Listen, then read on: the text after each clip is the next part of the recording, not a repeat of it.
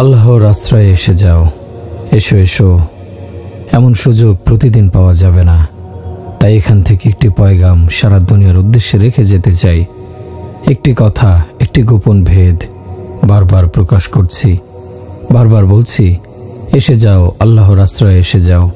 আল্লাহকে আপন বানিয়ে নাও, আল্লাহর দুয়ারে ঝুঁকে যাও, আল্লাহকে মাবুদ বানিয়ে নাও। তিনি তোমাদের সকল দুঃখ বেদনা দূর করে দেবেন। মুমিন, জীবন তো কেটে গেল ধোঁকাবাজি প্রেমের টানে, কি হবে আর মুসলমান হয়ে মৃত্যুর পূর্বক্ষণে। জানি না কোন মতলবে এই কাব্য রচনা করেছেন কবি। নিজে তিনি খুব বড় মুমিন বান্দা ছিলেন, কিন্তু এই কাব্য হয়তো তার আসল উদ্দেশ্য প্রকাশ করতে পারেনি। আমি তো বলি, শেষ নিঃশ্বাসেও যদি তওবা করতে পারো, তাহলেও তিনি তোমাকে সাদরে গ্রহণ করে নেবেন। পাপের পঙ্কিলতায় ডুবন্ত কোনো মানুষের এক বিন্দু অশ্রু যদি তার শুষ্ক চোখ থেকে বের হয়, শুধু চোখের পাতাটুকু ভিজিয়ে চোখের কোটরের মধ্যে ছড়িয়ে পড়ে, এরপর সে চেষ্টা করে কিন্তু বাইরে বের না হয়, বরং চোখের পাতাই থেমে যায়, তাহলে আমার আপনার চোখ থেকে বের হওয়া মাছের মাথার বরাবর ওই অসম্পূর্ণ অশ্রুবিন্দু 7 কোটি বছরের গুনাহকেও মাফ করানোর জন্য যথেষ্ট। আল্লাহ তাআলা এতটুকুতেই বলেন, আয় আয় বন্ধুত্ব করে নে, আজ আমার আর তোর বন্ধুত্ব হয়ে গেল। কোনো পিতামাতাকে এত দ্রুত মেনে নেবেন, ক্ষমা করবেন। কোনো বন্ধুকে এত দ্রুত মেনে নেবেন, ক্ষমা করবেন। কোনো স্ত্রীকে এত জলদি মেনে নেবেন, ক্ষমা করবেন। কোনো স্বামী, কোনো ভাইকে এত দ্রুত মেনে নেবেন, ক্ষমা করবেন? নিশ্চয়ই না। সুতরাং সেই রবকে মানিয়ে নাও, তাকে সন্তুষ্ট করো, যিনি বলছেন, তুমি এসেই দেখো আমি কতকাল তোমার ফিরে আসার প্রতীক্ষায় তোমার পথপানে চেয়ে আছি। কখন তুমি আসবে সেই প্রহর গুনছি।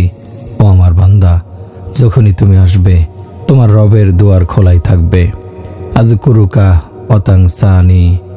ও আমার বান্দা, তুমি তো ভুলে যাও আমাকে, অথচ আমি ভুলি না তোমাকে। আমি তোমার পাপ রাশি ঢেকে রাখি, যেন মানুষের কাছে লজ্জিত হতে না হয়, অথচ আমার প্রতি তোমার সামান্য লজ্জা হয় না। আল্লাহকে সন্তুষ্ট করো তাওবার মাধ্যমে, আনুগত্যের মাধ্যমে। তিনি কেমন ক্ষমাশীল নিজেই জানিয়েছেন। হাদিসে কুদসিতে ইরশাদ হয়েছে, ইয়া ইবনা আদম লাউ বালাগত যুনুবুকা আনানাস সামাই সুম্মা আস্তাগফারতানি গফারতু লাকা ওয়ালা উবালি। হে আদম সন্তান, হে আমার বান্দা, তোমার গুনাহ যদি আসমানের ছাদও স্পর্শ করে ফেলে, আর তুমি অনুশোচনার হাহাকার নিয়ে একবার বলো, আল্লাহ আমাকে ক্ষমা করে দাও, তাহলে আমি তোমার সব পাপ ক্ষমা করে দেই। আমি কোনো কিছুরই পরোয়া করি না। এক ব্যক্তি এক এক করে খুন করতে করতে 99 জন মানুষ খুন করে ফেলে। অবশেষে তার তাওবার ইচ্ছা হয়।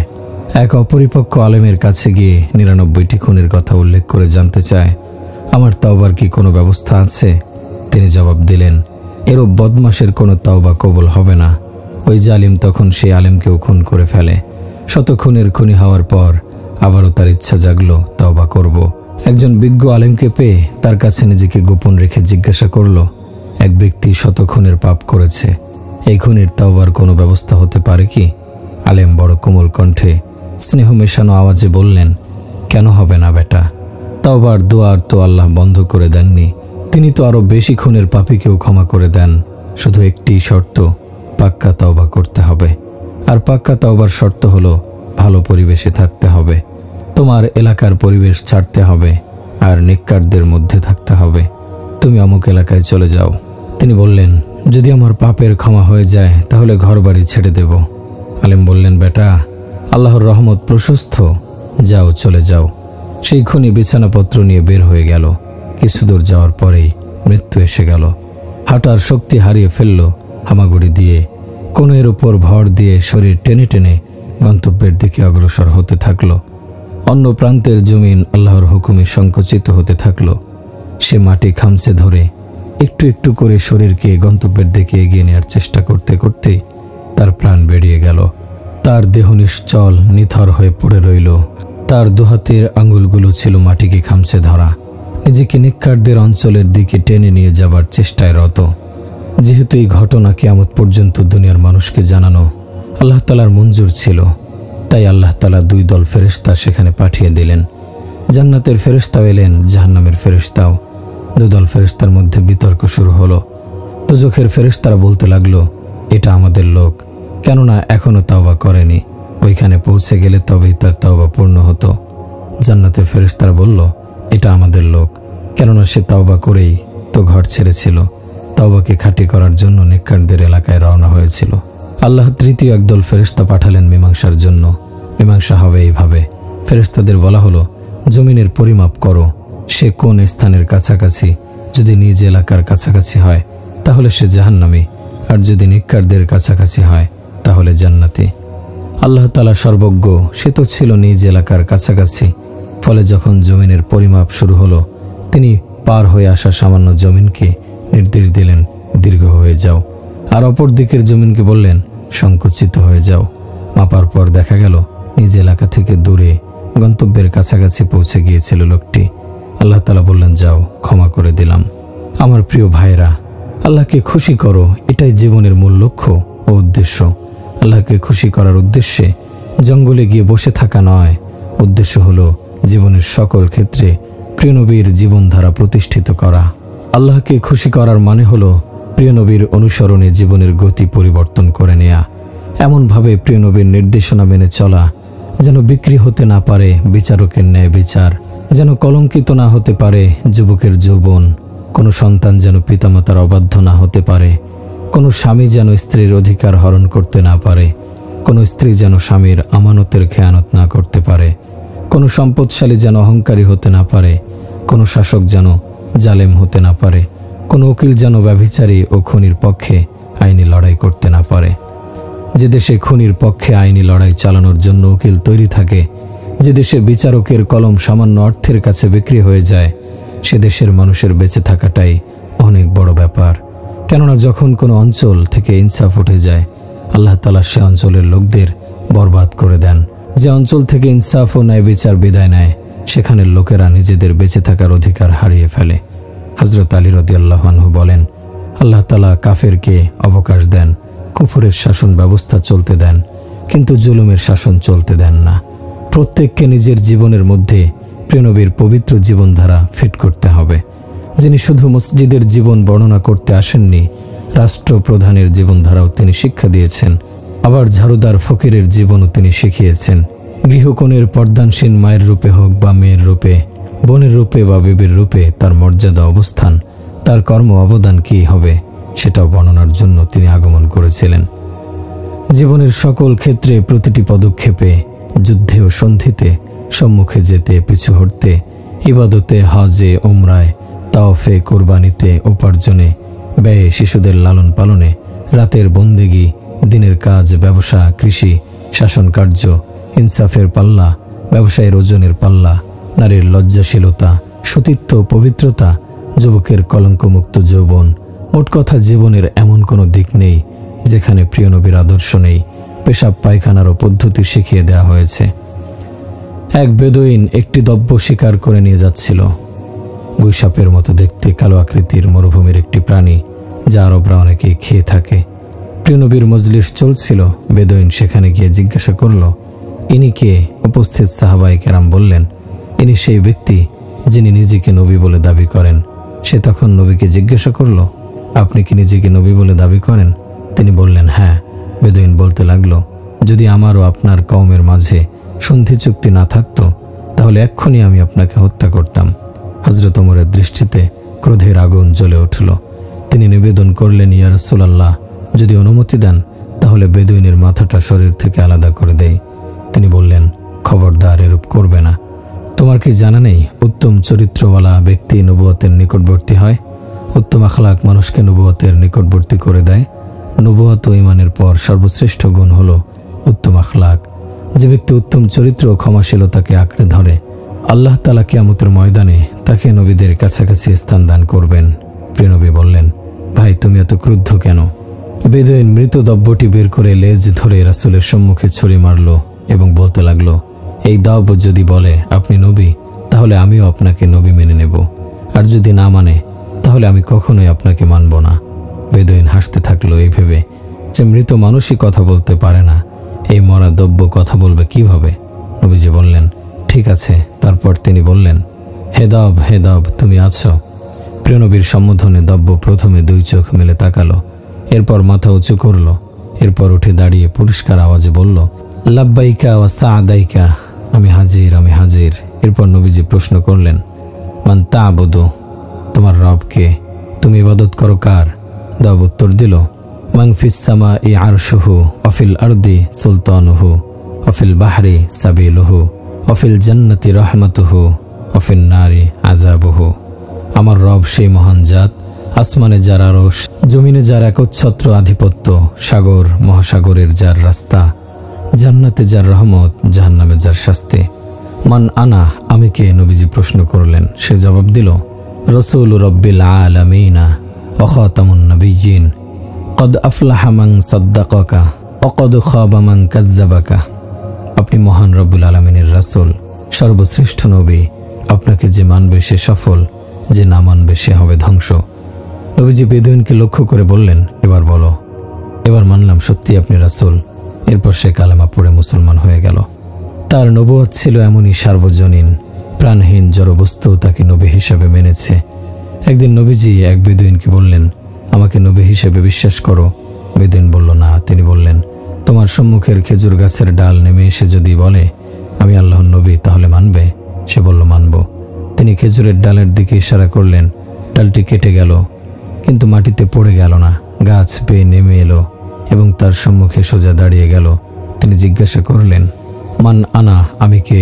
সে জবাব দিল, আনতা রাসূলুল্লাহ, আপনি আল্লাহর রাসূল। তিনি আবারও প্রশ্ন করলেন, আমি কে? সে উত্তর দিল, আপনি আল্লাহর রাসূল। আবারও তিনি একই প্রশ্ন করলেন এবং সে একই উত্তর দিল। এরপর তিনি বললেন, যাও, ফিরে যাও। ওই ডাল একইভাবে গাছ পেয়ে আপন স্থানে গিয়ে লেগে গেল। প্রাণী, প্রাণহীন জড়বস্তু, উদ্ভিদ সবকিছুই তার নবুয়তকে মেনেছে। এমনকি পাথরের পাশ দিয়ে যাওয়ার সময় পাথর তাকে সালাম করে বলতো, আসসালামু আলাইকা ইয়া রাসূলুল্লাহ, হে আল্লাহর রাসূল, আসসালামু আলাইকুম।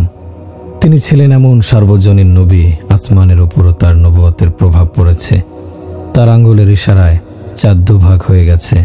এই বিস্ময়কর ঘটনা তো তিনি নবী হওয়ার পর হয়েছে। আরও বেশি বিস্ময় সৃষ্টি করে নবীজির শিশু অবস্থার সেই বর্ণনা, যা প্রকাশ করেছেন হযরত আব্বাস রাদিয়াল্লাহু আনহু। তিনি বলেছেন, প্রিয় নবীজিকে আমি তো শিশু অবস্থাতেই আপনাকে বুঝেছিলাম, আপনি সাধারণ কেউ নন।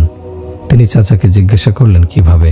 চাচা বললেন, একেবারে শিশু অবস্থায় একদিন আপনি শোয়া ছিলেন, আমি ছিলাম আপনার কাছে বসা। সব শিশুর মতোই আপনি হাত পা নাড়িয়ে খেলা করছিলেন।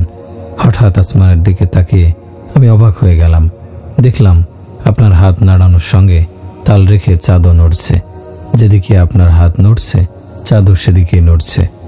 প্রিয় নবী সাল্লাল্লাহু আলাইহি সাল্লাম ইরশাদ করলেন, চাঁদ আমার সঙ্গে চুপি চুপি কথা বলতো, আমাকে ঘুম পাড়ানি ছন্দ শোনাতো যেন আমি না কাঁদি। শৈশবে চাঁদ যার কান্না থামায়, তিনি কত বড় মহান ব্যক্তি।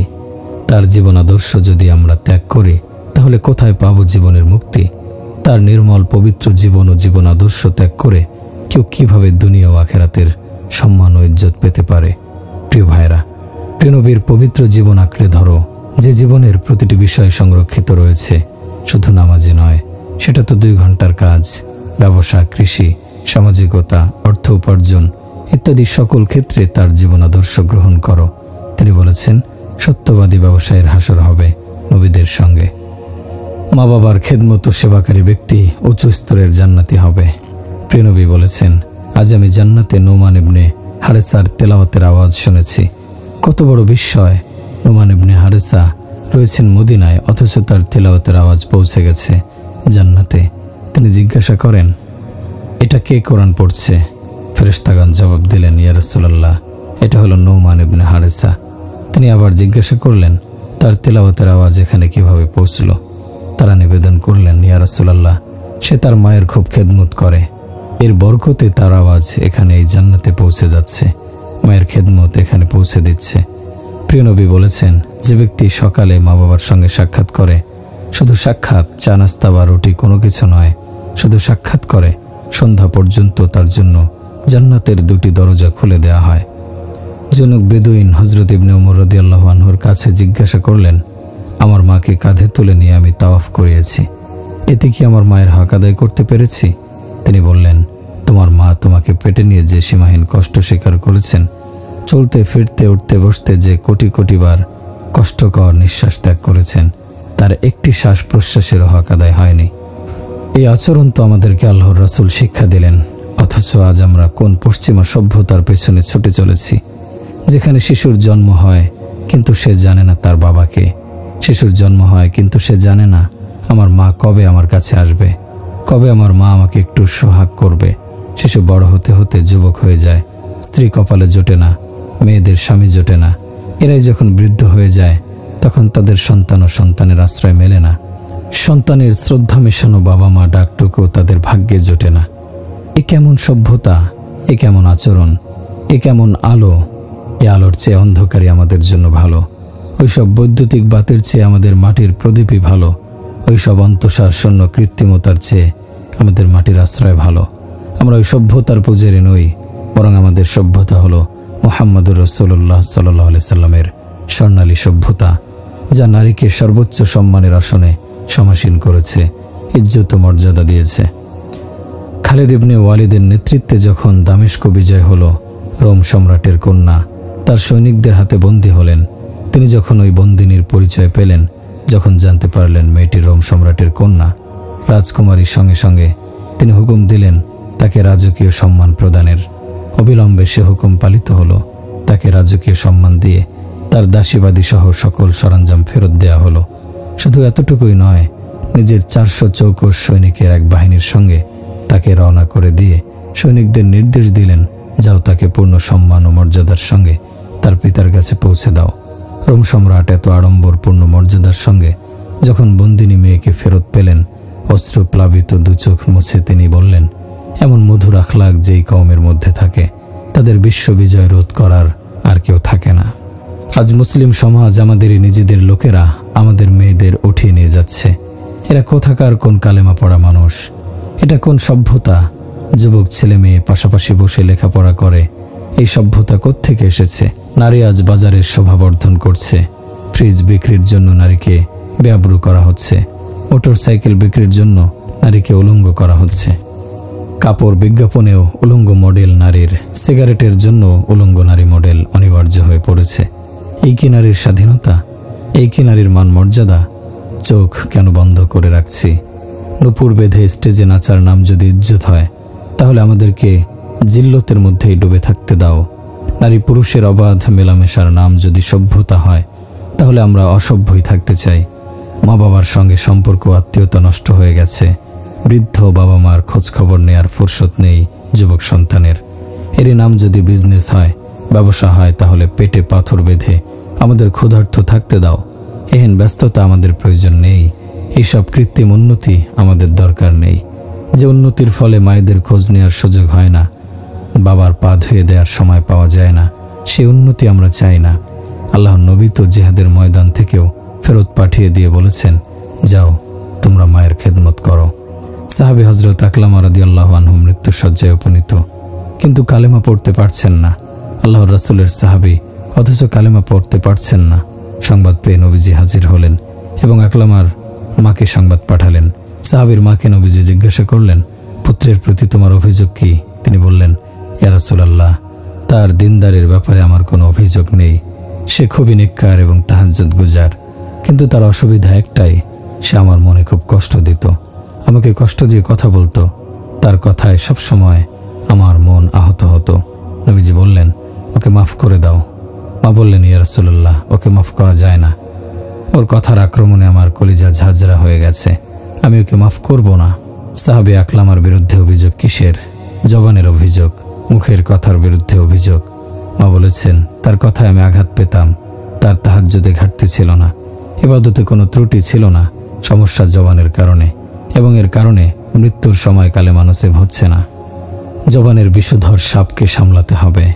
প্রিয় নবীজির ইরশাদ, সর্বাধিক পরিমাণ জাহান্নামী হবে জবানের গুনাহের শিকার লোকেরা। গালাগালি এখন সবখানে ছড়িয়ে পড়েছে।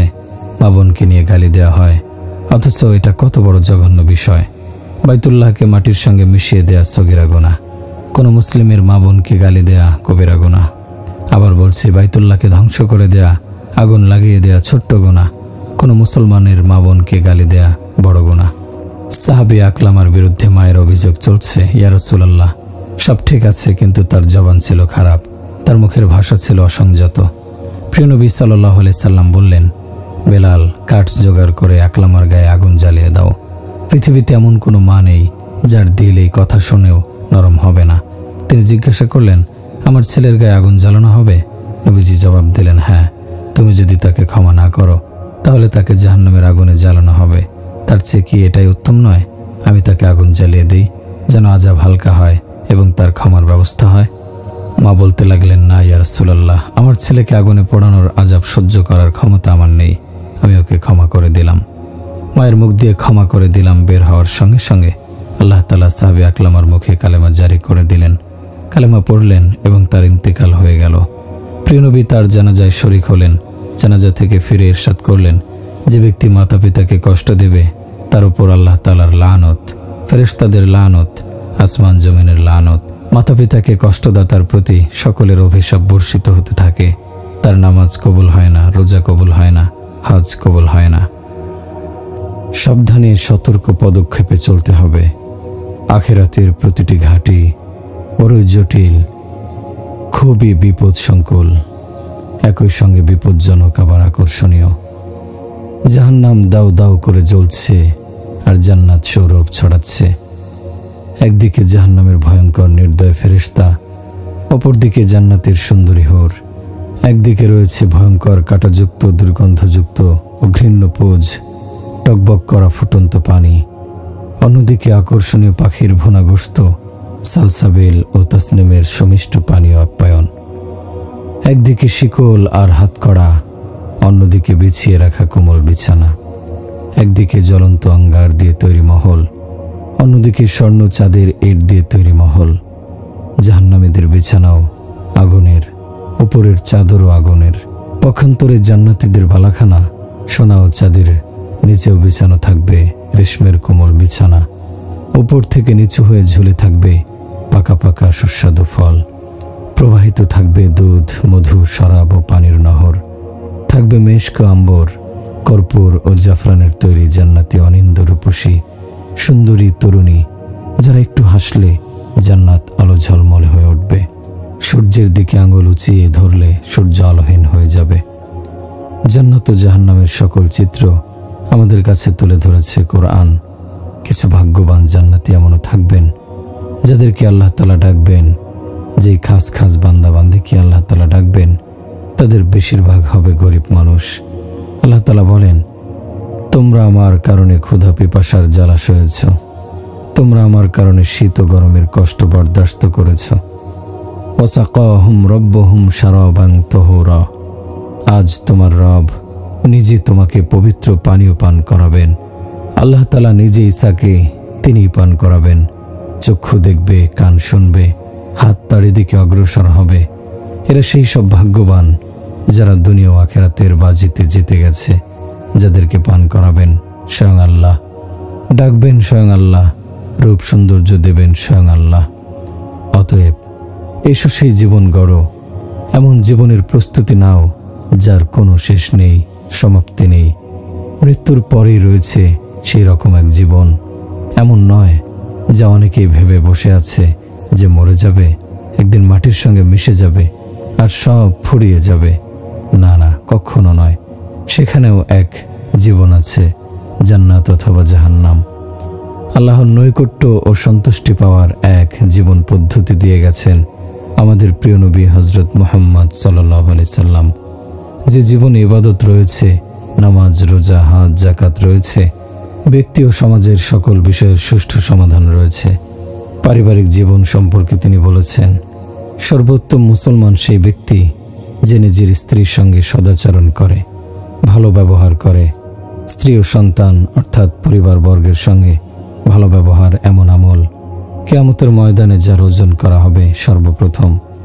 সর্বপ্রথম হিসাব নেওয়া হবে, দেখো এই ব্যক্তি নিজের স্ত্রী ও সন্তানের সঙ্গে কি ব্যবহার করত। আমাদের প্রিয় নবী সাল্লাল্লাহু আলাইহি ওয়াসাল্লামের পারিবারিক জীবন দেখুন। নিজ হাতে ঘর ঝাড়ু দিয়েছেন, নিজের হাতে কাপড় ধুয়েছেন, জুতা পরিষ্কার করেছেন, আটার খামির তৈরি করে দিয়েছেন, রুটি ছিঁড়ে লোকমা বানিয়ে বানিয়ে আম্মাজান আয়েশাকে মুখে তুলে খাইয়ে দিয়েছেন। এই ছিল তার ভালোবাসায় ভরা পারিবারিক জীবনের চিত্র। পৃথিবীতে একটি মাত্র ভালোবাসা আছে যা দেখে আল্লাহ তাআলা খুশি হন, সেটা হলো স্ত্রীর প্রতি স্বামীর এবং স্বামীর প্রতি স্ত্রীর ভালোবাসা। শয়তান ইবলিশ প্রতিদিন সমুদ্রের পানির উপর সিংহাসন সাজায় এবং দিনভর কে কী ধরনের অপকর্ম করিয়েছে এর কারগুজারি শোনে। ইবলিশ জিজ্ঞাসা করে, বলো কি করে এসেছো? একজন বলে, আমি জিনা করিয়েছি। ইবলিশ বলে, ভালো করেছ। অন্যজন বলে, আমি খুন করিয়েছি। ইবলিশ বলে, ভালো করেছ। আরেকজন বলে, চুরি করিয়েছি। একজন বলে, জুয়া খেলিয়েছি। কেউ বলে, মদ পান করিয়েছি। এদের সকলের কর্মেই ইবলিশ সাধারণভাবে ভালো বলে নীরব হয়ে যায়, বেশি খুশি হতে পারে না। অবশেষে এক ল্যাংড়া শয়তান দাঁড়ায়। ইবলিশ তার প্রতি মনোযোগ দেয় না, ভাবে এই ল্যাংড়া কি আর করবে, এজন্য তাকে কিছু জিজ্ঞাসাও করে না। সে নিজেই বলে, জাহাপনা, আমিও কিছু করেছি। আমি স্বামী স্ত্রীর মাঝে গণ্ডগোল বাঁধিয়ে দিয়েছি। এই কথা শুনে ইবলিশ সচকিত হয়ে ওঠে, বলে, সাব্বাস বেটা, আসল কাজ তো তুমিই করেছ।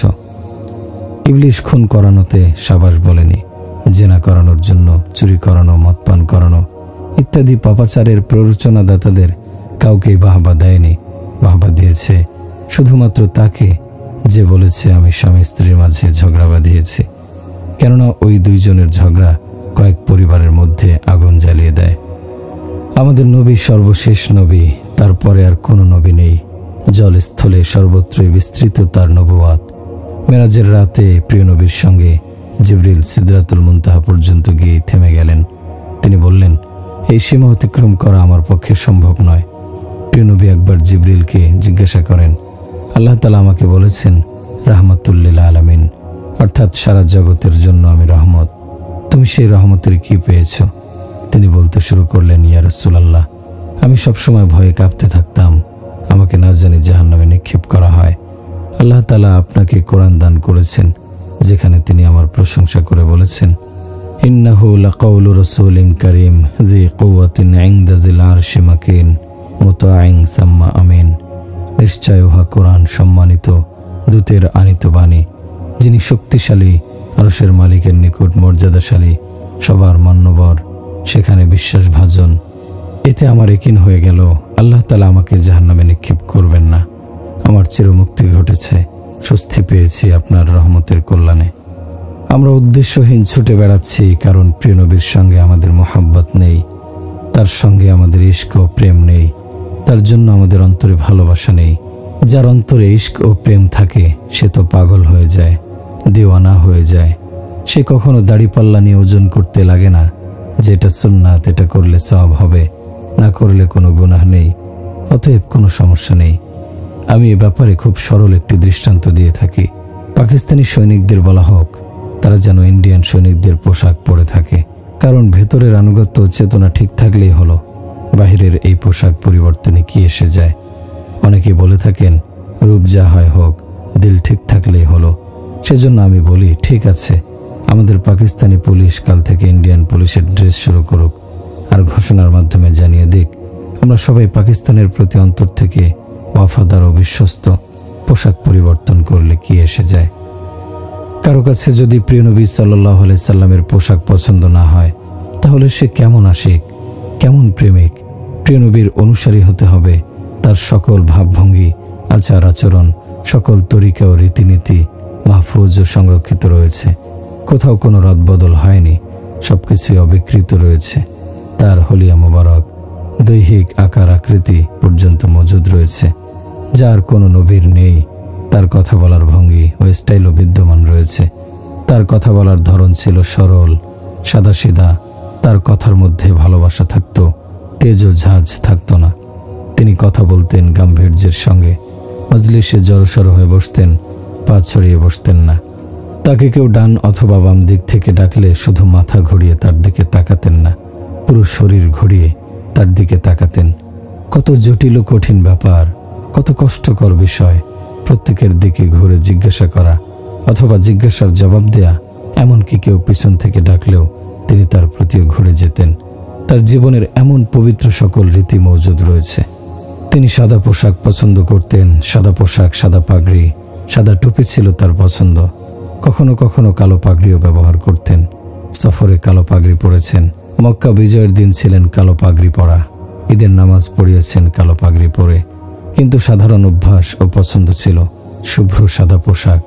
কখনো কখনো রঙিন রেখাযুক্ত পোশাকও পরেছেন, লাল রেখা ও সবুজ রেখাযুক্ত চাদরও ব্যবহার করেছেন। হযরত জাবের ইবনে সামুরা রাদিয়াল্লাহু আনহু বলেন, আমি এক পূর্ণিমা রাতে মসজিদে নববীতে বসেছিলাম।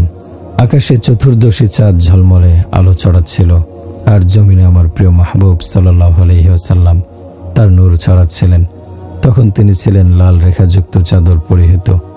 আমি একবার তাকিয়ে দেখছিলাম আকাশের চাঁদকে, আর একবার তাকাচ্ছিলাম আমার প্রিয় নবীর চেহারা মোবারকের দিকে। তার চেহারা মোবারকই আমার কাছে চাঁদের চেয়েও বেশি সুন্দর মনে হচ্ছিল। আল্লাহ তাআলা আমাদেরকে এমন একজন নবী দিয়েছেন, কেন আমরা এই মহান নবীর অনুসরণ না করে এমন বিজাতীয়দের অনুসরণ করছি যারা বরবাদ করে দিয়েছে আমাদের বংশধারা? কেন আমরা নিজেদের নবীকে ছেড়ে তাদের পেছনে ছুটে চলেছি যারা বরবাদ করেছে আমাদের সন্তানদের? 4 বছরের নিষ্পাপ শিশু কেন ইংরেজদের দেখানো টাই বেঁধে স্কুলে যাবে? আমাদের প্রিয় নবীর পোশাক কি আমাদের কাছে নেই? আমাদের কাছে কি নেই আমাদের প্রিয় নবীর আদর্শ? আমাদের কাছে কি নেই আমাদের প্রিয় নবীজির সমাজ দর্শন, সভ্যতা, রীতিনীতি? আমরা কি তাহলে পথহারা মুসাফির, লক্ষ্যহীন, মঞ্জিলহীন, আদর্শহীন জাতি? কশ্চিনকালেও নয়। আমাদের পথ প্রদর্শক আছেন, দিশারি আছেন, গন্তব্য আছে, মঞ্জিলও আছে।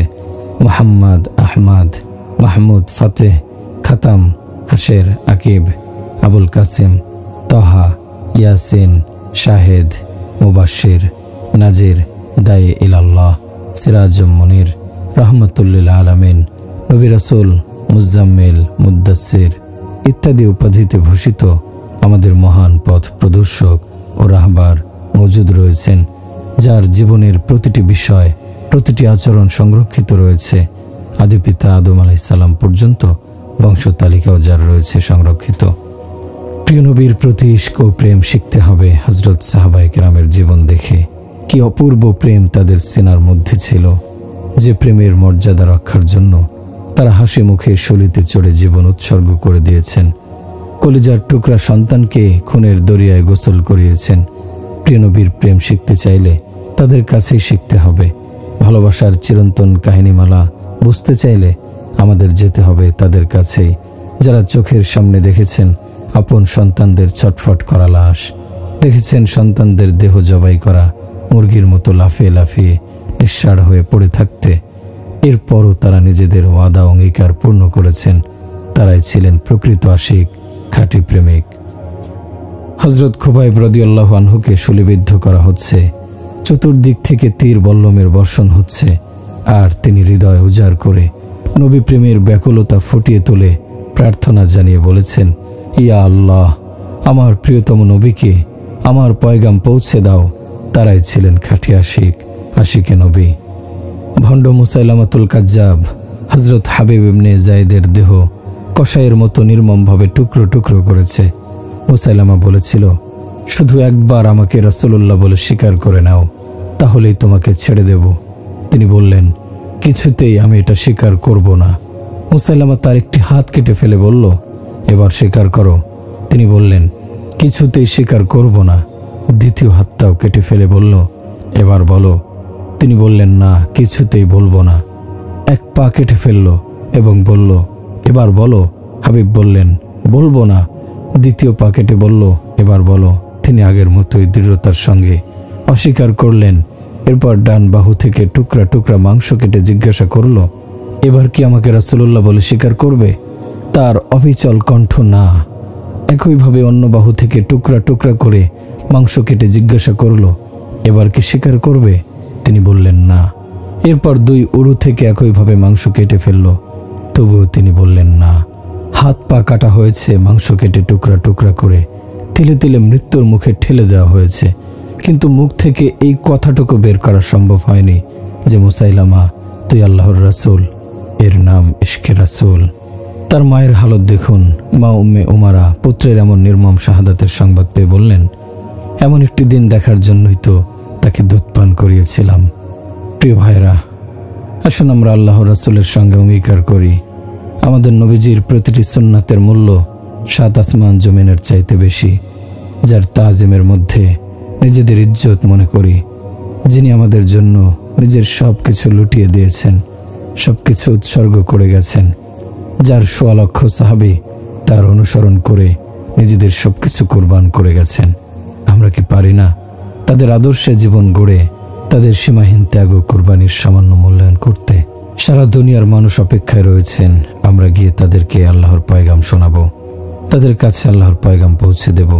আমাদের দায়িত্ব এটাই যে প্রিয় নবী ও তার সাহাবায়ে কেরামের সেই ত্যাগ ও কোরবানির আদর্শে নিজেদের জীবন গড়ে সারা দুনিয়ায় ঘুরে ঘুরে মানুষের মাঝে এই আহ্বান ছড়িয়ে দেব, এসো তোমাদের কাঙ্ক্ষিত মুক্তি রয়েছে একমাত্র কালেমার মধ্যে, প্রিয় নবীর জীবন আদর্শ ও সুন্নাতের মধ্যে। এর বাইরে নাজাত মুক্তির আর কোনো পথ নেই। আল্লাহর কসম, গোটা পৃথিবী চিন্তাধারার বিচারে খতম হয়ে গেছে।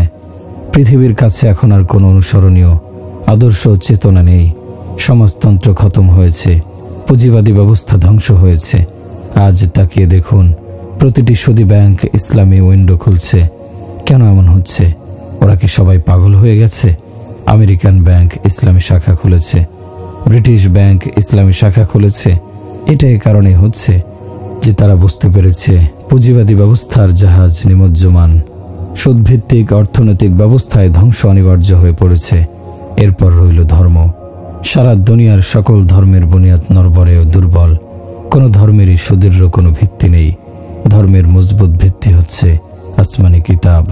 পৃথিবীতে এমন কোনো ধর্ম নেই যার কাছে সুসংরক্ষিত কিতাব আছে, ব্যতিক্রম শুধুমাত্র কোরআন মাজিদ। ঈসা আলাইহিস সালামের প্রতি ইনজিল নাজিল হয়েছে, মাত্র 50 বছরে বিকৃত হয়ে গেছে। মথি ও লূক ইনজিল তাদের স্মৃতিকথা, প্রকৃত ইনজিল নয়। তাওরাতের ভাষা নিশ্চিহ্ন হয়ে গেছে, জবুর তো এমনি হারিয়ে গেছে। অন্য যত কিতাব আছে সেগুলোর কোনোই দলিল প্রমাণ নেই। সেগুলো কোথা থেকে এসেছে, কখন লেখা হয়েছে আর কি লেখা হয়েছে।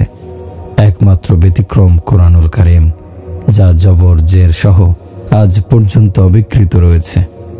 আমার ভাইরা, সারা দুনিয়াকে এই কথা জানাতে হবে, তোমাদের সকল কাজ বানানেওয়ালা একমাত্র আল্লাহ।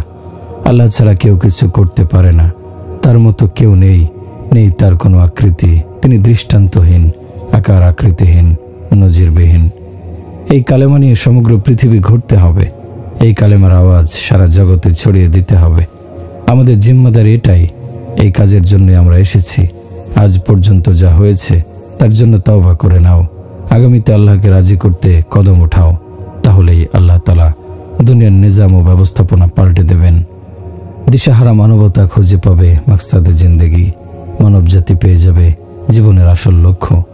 আল্লাহর কসম, আল্লাহকে ভুলে গিয়ে, আল্লাহকে হারিয়ে কেউ কখনো শান্তি পায়নি। আর আল্লাহকে পেয়ে কেউ কখনো দুঃখিত বঞ্চিত হয়নি। আল্লাহকে পাওয়ার পর কারো জীবনে কখনো অশান্তি আসেনি। আর আল্লাহকে হারানোর পর জীবনে কেউ কখনো শান্তির দেখা পায়নি। শুধুমাত্র আল্লাহ তাআলা এমন, যাকে পাওয়ার পর জীবনে লাভ হয় চরম শান্তি ও প্রশান্তি। জীবনে হাসিল হয় স্থিতিশীলতা, হৃদয় রাজ্যে সৃষ্টি হয় এক ইতিবাচক পরিবর্তন। আজ অন্তত একটু কাজ সকলেই করে যান। আজ এখান থেকে তওবা করে উঠুন। আমার এই দাবি না তো অবৈধ, না এটা কোনো রাজনৈতিক দলের দাবি, না এটা আমার ব্যক্তি স্বার্থের দাবি, বরং এটা হলো মহান আল্লাহর দাবি। ইয়া আইয়ুহাল্লাযীনা আমানু তুবু ইলাল্লাহি তাওবাতান নাসুহা। হে ইমানদার লোকেরা, তোমরা আল্লাহর দরবারে খাঁটি তওবা করো। তওবার ব্যাখ্যাটি খুবই চমৎকার।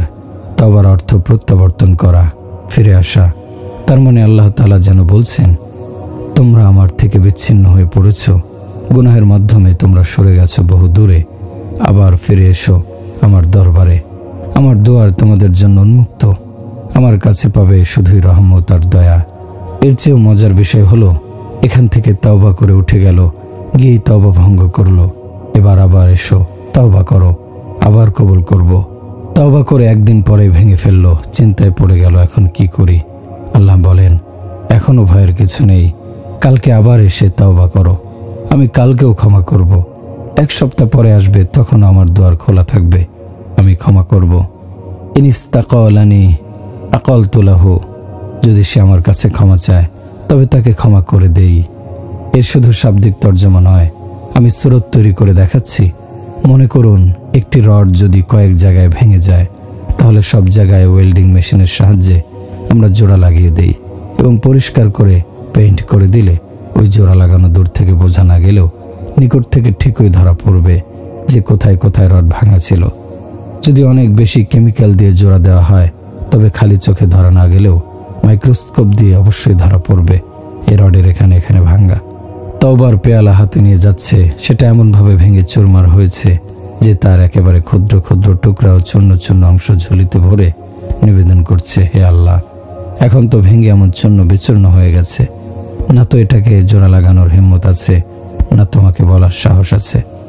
এতটাই ভেঙে পড়েছি যে তোমার কাছে ক্ষমার আবেদন করতেও লজ্জা লাগছে। আল্লাহ তাআলা বলেন, আমাকে দিয়েই দেখো ওটাকে জোড়া লাগিয়ে নিজের সত্তার গুনাহ গোপনকারী আল্লাহ তাআলার গুণবাচক নাম সিফাতের এমন পেইন্ট করব যে কেউ বুঝতেই পারবে না এটা ভাঙা পেয়ালা ছিল এবং সেটাকে জোড়া দেয়া হয়েছে। আমি তো কাউকে জানাবই না, বরং যেসব ফেরেশতা দেখেছে তাদের চোখের সামনেও আমার সত্তার নামে সিফাতের এমন পর্দা ঝুলিয়ে দেব যে তারাও বুঝতেই পারবে না এটা হাজারবার ভাঙা পেয়ালা। এই হচ্ছেন আমাদের মেহেরবান আল্লাহ। কেন তোমরা তার কাছ থেকে পালিয়ে বেড়াচ্ছ? এক ভাই জিজ্ঞাসা করলেন, আমার খুব গান শুনতে মন চায়, কি করব? আমি বললাম, শুনবে না? তিনি বলতে লাগলেন, কি করব, খুব যে মনে চায়। আরে ভাই, এই মনটাই তো শেষ করে দিল, মনের কথা মানতে যেও না। এখন তো গায়করা তওবা করছে, যেমন জুনায়েদ জামশেদ, পাকিস্তানের বিখ্যাত কণ্ঠশিল্পী। তোমরা শ্রোতারাও তওবা করে নাও। গান ও মিউজিক যে জাতির দৈনন্দিন জীবনে ঢুকে পড়ে, অভ্যাসে পরিণত হয়, অধপতন তাদের ভাগ্যের লিখন হয়ে যায়। অন্তরে মুনাফিকি সৃষ্টি করার সবচেয়ে শক্তিশালী মন্ত্র হলো গান ও মিউজিক। সমাজে জিনার ব্যাপকতা সৃষ্টির সর্বাপেক্ষা কার্যকর মন্ত্র মিউজিক। গান হলো জিনার মন্ত্র। গান যেখানে ঢুকবে মদ সেখানে আসবেই, জও আসবে, এরপর আল্লাহর আযাবও আসবে। অতএব মন চাহি মতো চলো না, রব চাহি মতো চলো। আল্লাহ তাআলা জান্নাতে এলান করবেন, তারা কোথায় যারা পৃথিবীতে গান শোনা থেকে বিরত থাকত? তারা কোথায় যারা গান শুনত না? তারা জবাব দিবেন, ইয়া আল্লাহ, এই যে আমরা হাজির। আল্লাহ তাআলা বলবেন, এসো এসো, আজ আমি তোমাদেরকে জান্নাতের গান শোনাবো। যারা দুনিয়াতে গান শুনত তাদের বলা হবে, যাও তোমরা এই সৌভাগ্য থেকে বঞ্চিত হওয়ার কারণে শোকমাতম করতে থাকো।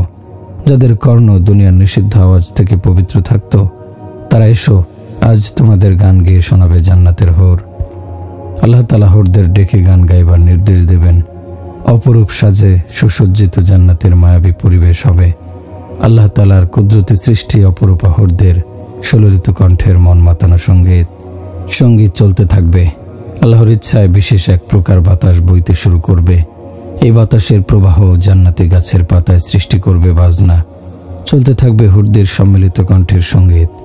তন্ময় শ্রোতাদের এমন মুগ্ধতা ও সুখানুভূতি তৈরি হবে যার আন্দাজ ও কল্পনা করাও এই পৃথিবীতে সম্ভব নয়। দুনিয়ার গান হয় মাত্র 3.5 মিনিটের, আর সর্বাধিক দীর্ঘ গান হয় 10 মিনিটের। কিন্তু জান্নাতের সবচেয়ে সংক্ষিপ্ত গান হবে 70 বছরের। শ্রোতারা এমন মত্ত হয়ে শুনতে থাকবে যে নড়াচড়া করতেও ভুলে যাবে। আল্লাহ তাআলা জিজ্ঞাসা করবেন, বলো দুনিয়াতে কখনো এমন গান শুনেছ? জান্নাতীগণ জবাব দেবে, ইয়া আল্লাহ, কখনোই এমন গান শুনিনি। আল্লাহ তাআলা তখন জিজ্ঞাসা করবেন, তোমাদের কি এর চেয়ে আরো উত্তম কিছু শোনাবো? তারা বলবে, কি সেটা হে আল্লাহ? আল্লাহ বলবেন, দাঁড়াও, এখনই সেটা শোনাচ্ছি। হযরত দাউদ আলাইহিস সালাম মেম্বরে বসবেন। দুনিয়াতে যারা কর্ণকে গানের আওয়াজ থেকে হেফাজত করেছে, আজ তাদেরকে পুরস্কৃত করা হবে দাউদ আলাইহিস সালামের মিষ্টি কণ্ঠ শুনিয়ে। তাকে আল্লাহ তাআলা দান করেছিলেন এমন সুরেলা কণ্ঠ যে তিনি যখন জবুর তিলাওয়াত করতেন, পাহাড় পর্বত দুলতে থাকত, জঙ্গলের পশুরা দৌড়ে বাইরে বের হয়ে আসতো সেই তিলাওয়াত শুনতে। হিংস্র বাঘ নীরব হয়ে শুনতে থাকত, আর মানুষ তো তার তিলাওয়াত শুনলে বেহুশ হয়ে ঢলে পড়ত জমিনে। তাহলে জান্নাতের সেই সুসজ্জিত পরিবেশে দাউদি কণ্ঠের সুরে সেদিন কি হালত হবে? খোদ জান্নাত হয়তো মাতোয়ারা হয়ে উঠবে। আল্লাহ তাআলা জানতে চাইবেন, বলো কেমন লাগলো? সবাই বলবে, খুব ভালো। আল্লাহ বলবেন, এর চেয়েও ভালো শুনতে চাও? সবাই বলবে, এর চেয়েও ভালো আর কি হতে পারে? আল্লাহ তাআলা বলবেন, শোনাচ্ছি। ডাকবেন, ইয়া হাবিবি ইয়া মুহাম্মদ, হে আমার হাবিব মুহাম্মদ সাল্লাল্লাহু আলাইহি সাল্লাম, আসুন এবার আপনার পালা। তার মিষ্টি সুরের আওয়াজে মানুষ নিজেদের ভুলে যাবে, এমন আত্মহারা হয়ে পড়বে, মনেও থাকবে না কোথায় আছে। আল্লাহ তাআলা জিজ্ঞাসা করবেন, বলো কেমন লাগলো? জান্নাতীরা জানাবে, হে আল্লাহ, এটাই সর্বশ্রেষ্ঠ, সবচেয়ে চমৎকার। আল্লাহ তাআলা বলবেন, এর চেয়েও বেশি মজাদার, বেশি উন্নত সুরেলা তেলাওয়াত তোমাদের শোনাবো কি? জান্নাতীরা অবাক হয়ে বলবে, হে আল্লাহ, এর চেয়েও উন্নত কি হওয়া সম্ভব? তিনি বলবেন, হ্যাঁ। তারা জানতে চাইবে কি সেটা। জানানো হবে, তোমাদের রব নিজেই তোমাদের শোনাবেন। এবার হুকুম করবেন রেজওয়ান ফেরেশতাকে, হে রেজওয়ান, পর্দা সরিয়ে দাও। যেসব চক্ষু অন্যদের স্ত্রীকে দেখলে নিচু হয়ে যেত, সেই চক্ষুগুলো আজ মহান আল্লাহর দিদার লাভ করবে।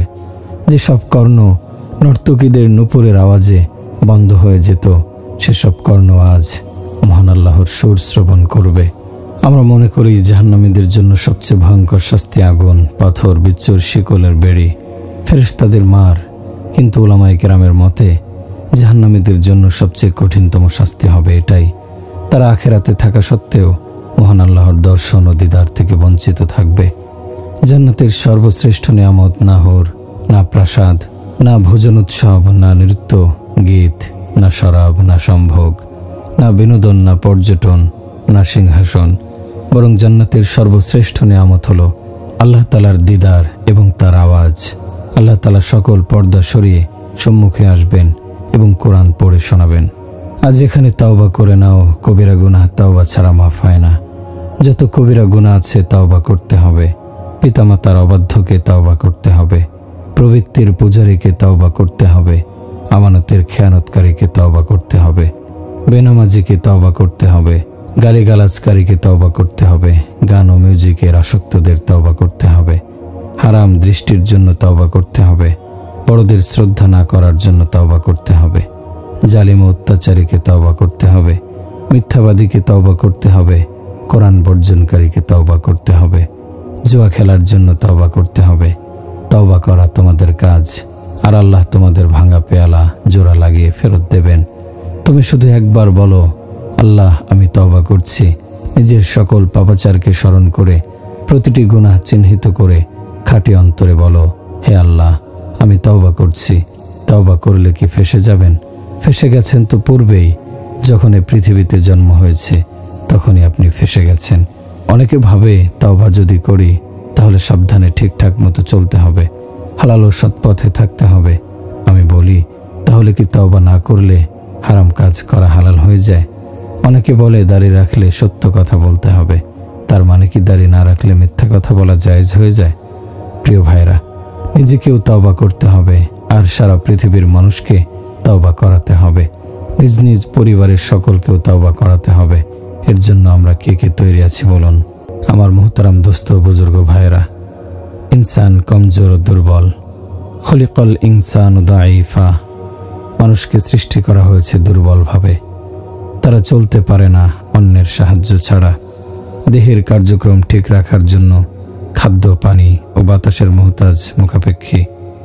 জীবনের নানামুখী জরুরত পূর্ণ করার জন্য তারা মুহতাজ সমস্ত সৃষ্টির। প্রত্যেক সৃষ্টির সঙ্গে সম্পৃক্ত মানুষের জরুরত। পৃথিবীতে এত বেশি মুহতাজ আর কেউ নেই যতটা মুহতাজ মানুষ। জীবজন্তু, কীটপতঙ্গ, পাখিদের কি এমন প্রয়োজন? বলা চলে তাদের জীবনে কোনো জরুরত নেই। সামান্য যে প্রয়োজন আছে অতি অল্প সময়ে অতি অল্পেই তা মিটে যায়। কিন্তু মানুষের মুহতাজি, তার অভাব ও জরুরত জীবনের প্রতি পদে পদে। যত সে মালদার হতে থাকে ততই তার মুহতাজি বাড়তে থাকে। যত সে সম্পদের মালিক হয়, অন্যের প্রতি নির্ভরশীলতা, অভাব ও জরুরত তার তত বেশি বৃদ্ধি পায়। যত তার ক্ষমতা বাড়ে ততই সে মুহতাজ হতে থাকে। একজন মানুষ নিজের জরুরত মেটানোর জন্য হাজার হাজার মানুষের মুহতাজ হয়ে থাকে, চাই সে ঝাড়ুদার হোক বা দেশ পরিচালনার প্রধান ব্যক্তি। খলিকল ইনসানু দাঈফা, মানুষকে সৃষ্টি করা হয়েছে দুর্বলভাবে। ইয়া আইয়ুহান নাসু আনতুমুল ফুকারা, হে লোকেরা, তোমরা সকলেই ফকির ও মুহতাজ। সমস্যা এই যে যাদের কাছে আমরা নানান প্রত্যাশা পোষণ করি, তারা নিজেরাও আমাদের মতোই মুহতাজ, অভাবী। আমাদের মতোই তাদের মধ্যে রয়েছে সীমাবদ্ধতা, দুর্বলতা। আমাদের মতোই তাদের মধ্যে রয়েছে লোভ, লালসা। আমাদের মতোই তাদের মাঝেও রয়েছে হাজারো জরুরত, এবং মানুষের মাঝে রয়েছে আপন আপন জরুরত পূরণ করার জজবা ও প্রেরণা। অতএব যখন এক অভাবী অন্য অভাবীর ওপর ভরসা করে, একজন মুহতাজ অন্য মুহতাজের আশ্রয় গ্রহণ করে, এক দুর্বল যখন অন্য এক দুর্বলের ওপর ভর করে, তখন ওই বুনিয়াদ টেকে না, ধসে পড়ে, সেই ইমারত ভেঙে পড়ে। সেজন্যই সর্বপ্রথম সবক যা আল্লাহ তাআলা মুসলিম জাতিকে শিক্ষা দিয়েছেন তা হলো লা ইলাহা ইল্লাল্লাহ মুহাম্মাদুর রাসূলুল্লাহ। এটাই আল্লাহ তাআলার প্রথম সবক। সকল নবীর প্রথম দাওয়াতও এটাই। তোমরা আল্লাহর মতো আর কাউকে পাবে না, পাওয়া সম্ভব নয়। লাইসা কামিসলিহি শাইউন, তার অনুরূপ কেউ নেই। অতএব তোমরা আল্লাহ তাআলাকে নিজেদের জীবনের সঙ্গে নিয়ে নাও এবং তার কাছে, তারই সামনে নিজেদের প্রয়োজন ও অভাবের কথা তুলে ধরার অভ্যাস বানাও। শুধু তারই মুহতাজ, তার কাছেই প্রার্থী হয়ে যাও, তাহলে তিনি তোমাদের দুনিয়া ও আখিরাতের সকল চাওয়া পূর্ণ করে দেবেন। এর জন্য শর্ত হলো তার সঙ্গে সম্পর্ক গড়তে হবে। সেই সম্পর্ক কিভাবে তৈরি হবে? দুনিয়ার কারোর সঙ্গে সম্পর্ক গড়তে চাইলে কত কিছুই না সেখানে করতে হয়। একজন এসপি, একজন কমিশনার অথবা এই জাতীয় কোনো অফিসারের সঙ্গে যদি সম্পর্ক গড়তে হয়, তাহলে মানুষ কিভাবে দৌড়ঝাঁপ করে, কত ঘোরাঘুরি করে, একে ধরে ওকে ধরে, সত্য মিথ্যা বলে, কত রকমের খোসামত করে। এত কিছুর পর তার সঙ্গে সম্পর্ক তৈরি হয়। অথচ আল্লাহ তাআলার সঙ্গে সম্পর্ক স্থাপন করা, যিনি আসমান জমিনের মালিক, তাদের চেয়ে সহজ। মানুষের সঙ্গে সম্পর্ক তৈরি করার জন্য যে পরিমাণ কষ্ট স্বীকার করতে হয়, সর্বশক্তিমান আল্লাহর সঙ্গে সম্পর্ক গড়ার উদ্দেশ্যে তার চেয়ে সামান্য কষ্ট স্বীকার করলেই সব সমস্যার সমাধান হয়ে যায়, আল্লাহর সঙ্গে সম্পর্ক তৈরি হয়ে যায়। দুনিয়ার বড় বড় মানুষের কাছে আমাদের আকাঙ্ক্ষা থাকে, খাবার চাই, যার কাছে আমার এই দাবি পেশ করি, তিনি নিজেও খাবার খেয়ে থাকেন। মানুষের কাছে আমাদের আরেকটি দাবি থাকে, নিরাপত্তা চাই, যার কাছে এই চাহিদা জানাই, তিনি নিজেই ভীত, তার নিজেরও নিরাপত্তার দরকার। আমাদের চাহিদা হলো মাল দৌলত বেড়ে যাক। যেসব মানুষের মাধ্যমে সম্পদ বাড়াতে চাই, তারা নিজেরাও সম্পদ বাড়াতে চায়। এমনইভাবে আমরা নিজেদের ঘর বাড়ি সুন্দর করতে চাই, কিন্তু যেই পদ্ধতিতে আমরা চেষ্টা করি, যাদের পকেট থেকে আমরা অর্থ টাকা পয়সা বের করতে চাই, তারা নিজেরাও একই রকম আকাঙ্ক্ষা অন্তরে লালন করে থাকে। তারাও চায় খাবার ব্যবস্থা হোক, তারাও চায় নিরাপত্তা, তারাও চায় ঘর বাড়ির উন্নতি। অথচ আমরা যদি নিজেদের সম্পর্ক গড়তে পারি আল্লাহ তাআলার সঙ্গে, যিনি কোনো কিছুরই মুহতাজ নন, তিনি খানার মুহতাজ নন, পানির মুহতাজ নন, তিনি না কখনো ক্লান্ত হন, না কখনো পেরেশান হন, না কখনো তার খাজানা ভান্ডার থেকে কোনো ঘাটতি ঘটবে। লা তাখুযুহু সিনাতুন ওয়ালা নাওম, তাকে তন্দ্রাও স্পর্শ করতে পারে না এবং নিদ্রাও নয়। ওয়ালা ইয়াউদুহু হিফযুহুমা, তার সেগুলোকে আসমান জমিনকে ধারণ করা তার পক্ষে কঠিন নয়। ওমা মাসসানা মিন লুগুব, এবং আমাকে কোনরূপ ক্লান্তি স্পর্শ করেনি। ওমা কানা রব্বুকা নাসিয়্যা, আপনার পালনকর্তা বিস্মৃত হওয়ার নন। বিশ্ব চরাচরের এত বিশাল ব্যবস্থাপনা পরিচালনা করে তিনি ক্লান্ত হন না। তিনি কখনো ক্লান্ত হয়ে বলেন না, ক্লান্ত হয়ে পড়েছি, বিশ্রাম নিতে হবে, আজ দরবার মুলতবি, আবার কাল খুলবে। আমরা সকলেই নিজ নিজ চাহিদা তার দরবারে পেশ করতে পারি, তাতে কোনো বাধা নেই, কোনো সমস্যা নেই। কেননা তিনি না ঘুমান, না তন্দ্রাচ্ছন্ন হন, না আতঙ্কিত হন, না গাফেল হন, না তিনি জাহেল, না অক্ষম, বরং তিনি সর্বময় ক্ষমতার অধিকারী। তিনি গালেব, বিজয়ী, কেউ কখনো তার উপর গালেব ও বিজয়ী হতে পারে না।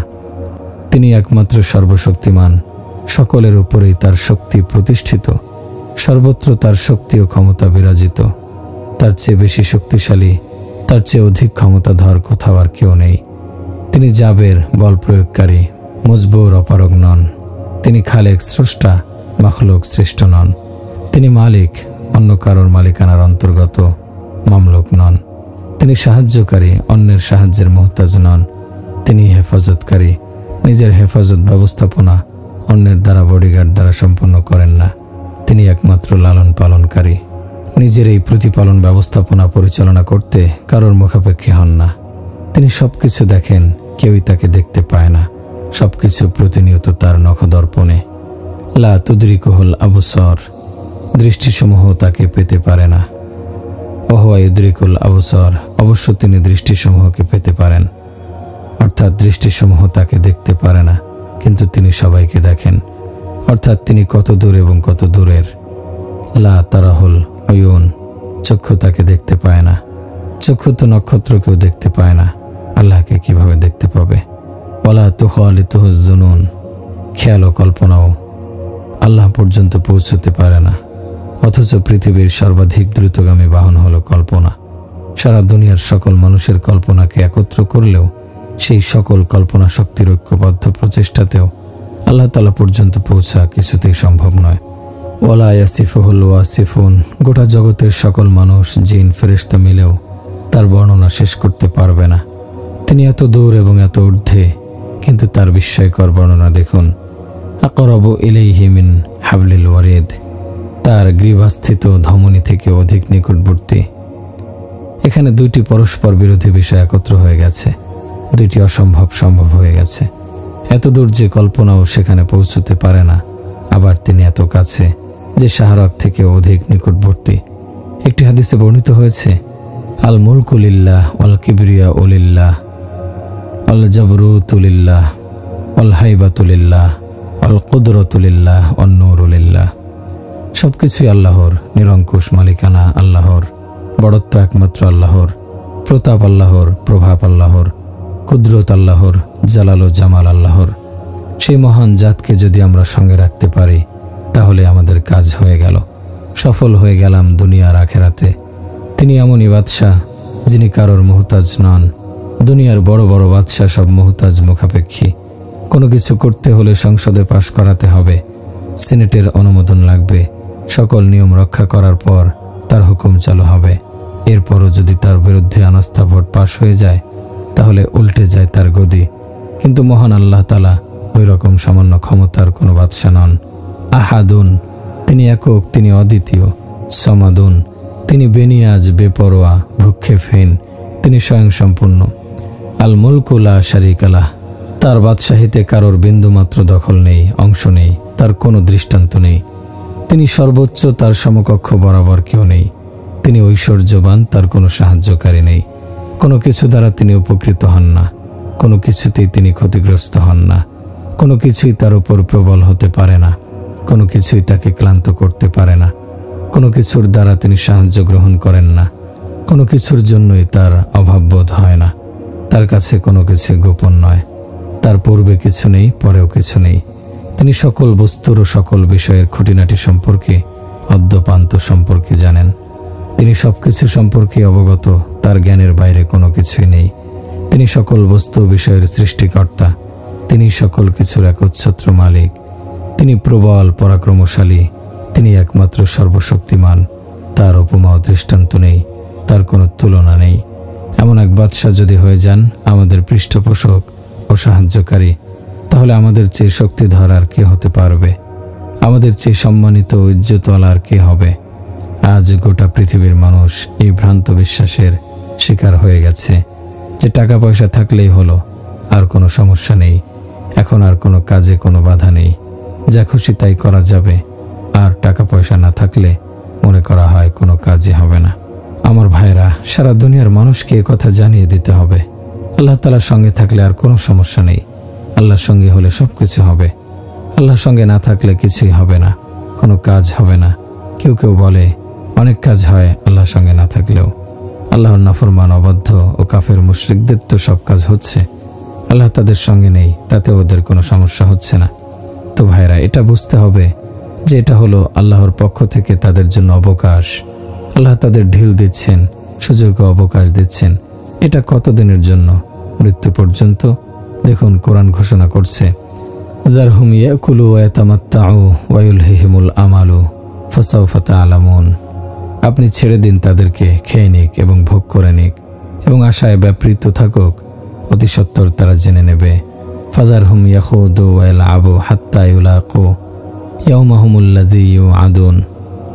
অতএব আপনি তাদেরকে ছেড়ে দিন, তারা বাকবিতণ্ডা ও ক্রীড়া কৌতুক করুক সেই দিবসের সম্মুখীন হওয়া পর্যন্ত, যে দিবসের ওয়াদা করা হচ্ছে তাদের সঙ্গে।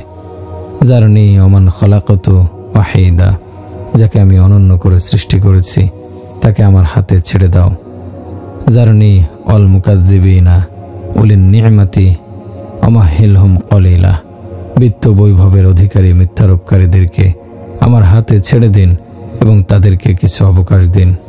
ইন্নাহুম ইয়াকিদুনা কাইদা ওয়া আকিদু কাইদা ফামাহিলিল কাফিরিনা আমহিলহুম রুয়াইদা।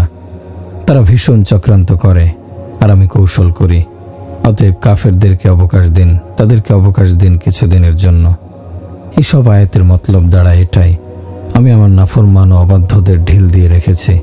মিথ্যা বলে তারা অর্থ কামাই করছে এবং তারা রিজিক পাচ্ছে। তারা মানুষের অর্থ ও টাকা পয়সা লুটপাট করছে, তাদের উপর জুলুম অত্যাচার করে তাদের হক নষ্ট করছে, আমানতের খেয়ানত করছে, নিম্নমানের পণ্যকে ভালো বলে বিক্রি করছে। এভাবে তারা রিজিক পাচ্ছে। তো এই ব্যাপারটাকে আল্লাহর কোরআন বলছে যে আমি তাদেরকে ঢিল দিয়ে রেখেছি, অবকাশ ও সুযোগ দিয়ে রেখেছি। ওদেরকে আপনি বলে দিন, ওয়া উমলি লাহুম ইন্না কাইদি মাতিন। আসলে আমি তাদেরকে ঢিল দিয়ে থাকি, নিঃসন্দেহে আমার কৌশল সুনিপুণ। ওয়া কাযালিকা আখযু রাব্বিকা ইযা আখাযাল কুরা ওয়া হিয়া যালিমাতুন ইন্না আখাযাহু আলীমুন শাদীদ। আর তোমার পরওয়ারদিগার যখন কোনো পাপপূর্ণ জনপদকে ধরেন তখন এমনিভাবেই ধরে থাকেন। নিশ্চয় তার পাকড়াও খুবই মারাত্মক, বড়ই কঠোর।